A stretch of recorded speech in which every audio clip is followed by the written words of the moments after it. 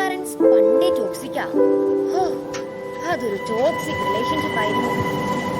ഇന്നത്തെ കാലത്ത് ഏറെ സുപരിചിതമായൊരു വാക്കാണ് ടോക്സിസിറ്റി.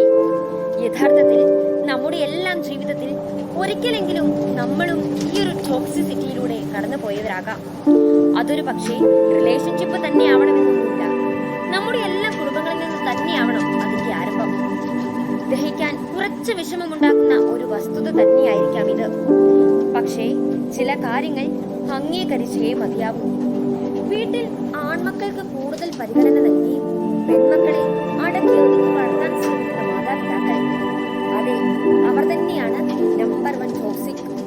അവനൊരു ആൺകുട്ടിയല്ലേ, അതുപോലെയാണോ നീ?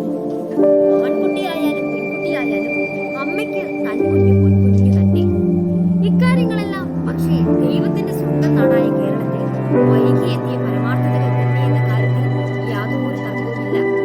പെൺകുട്ടികളെ അടിമകളായും അമിത ചെലവായും കണക്കാക്കി അതേ അമ്മയുടെ മകനെ രാജകുമാരനായി നാളെയുടെ പ്രതീക്ഷയായി കാണുന്ന മാതാപിതാക്കൾ ഇപ്പോഴും ഉണ്ടെന്നത് അത്ഭുതം തന്നെ.